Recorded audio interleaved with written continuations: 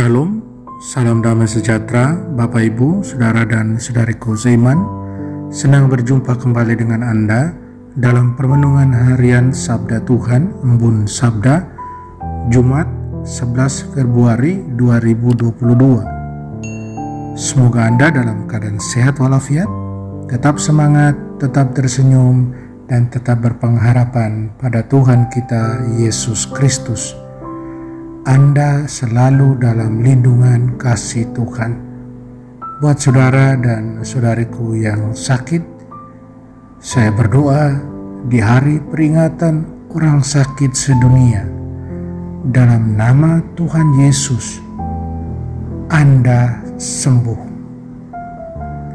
Saudara dan saudariku seiman, gereja mengajak kita hari ini merenungkan bacaan pertama dari kitab pertama Raja-Raja bab 11 ayat 29 sampai 32, dilanjutkan bab 12 ayat 19, dan bacaan Injil dari Injil Suci menurut Markus bab 7 ayat 31 sampai 37.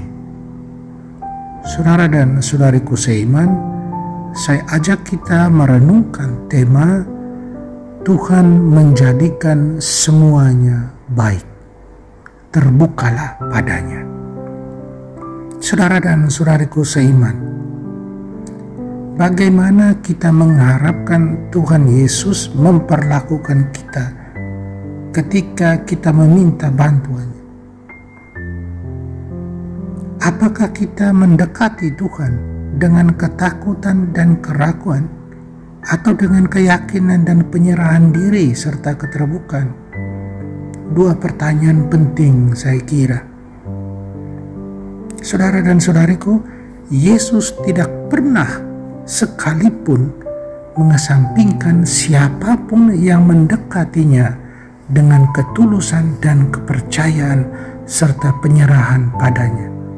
Dan apapun yang Yesus lakukan, dia melakukannya dengan baik. Dia menunjukkan keindahan, the beauty, dan kebaikan, the goodness dari Tuhan dalam tindakannya. Tindakan yang selalu penuh dengan cinta dan kasih. Saudara dan saudariku terkasih dalam Kristus, ketika Yesus mendekati seorang pria yang bisu tuli, yang gagap, tuli dan gagap, Yesus menunjukkan perhatiannya atas kesulitan pria ini, atas penderitaan dari pria ini. Yesus membawanya ke samping secara pribadi. Tidak diragukan lagi apa yang diperbuat oleh Yesus ini untuk menghilangkan rasa malu dari pria yang bisu tuli ini, dari kerumunan orang banyak yang sangat mengganggu, berisik. Yesus kemudian memasukkan jari-jarinya ke dalam telinga orang tuli itu, dan ia menyentuh lidah orang itu dengan ludahnya sendiri, untuk secara fisik mengidentifikasi kelemahan orang itu dan kemudian membangkitkan iman pria itu kepadanya. Dengan kata perintah, telinga orang malang itu terbuka, lidahnya dilepaskan, dan dia berbicara dengan jelas kemudian. Efata, Yesus katakan. Apa arti penting dari Yesus memasukkan jarinya ke telinga orang itu?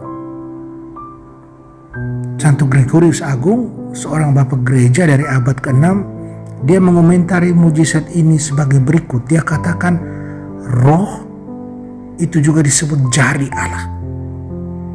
Ketika Tuhan memasukkan jarinya ke dalam telinga orang bisu tuli, ia membuka jiwa manusia kepada iman melalui karunia-karunia Roh Kudus. satu komentar yang luar biasa. Saudara dan saudariku terkasih dalam Kristus, tanggapan orang-orang terhadap mujizat ini juga membuktikan perhatian besar Yesus terhadap orang lain. Dia telah menjadikan segala sesuatu dengan baik. Tidak ada masalah atau beban yang terlalu berat untuk ditolong oleh Yesus. Tuhan memperlakukan kita masing-masing dengan kebaikan dan kasih sayang, dan Dia memanggil kita untuk memperlakukan satu sama lain dengan cara yang sama.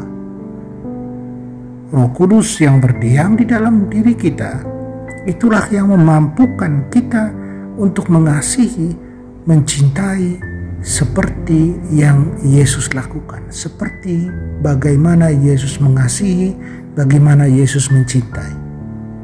Pertanyaan buat kita, apakah kita menunjukkan kebaikan dan belas kasihan kepada sesama kita? Dan apakah kita memperlakukan mereka dengan penuh perhatian, dengan penuh cinta, penuh kasih, seperti yang Yesus lakukan? Satu tantangan luar biasa buat kita orang beriman yang percaya pada Tuhan. Saudara dan saudariku terkasih dalam Kristus, yang harus terus kita imani adalah bahwa Tuhan menjadikan semuanya baik, dan itu karena cintanya yang agung, yang luar biasa.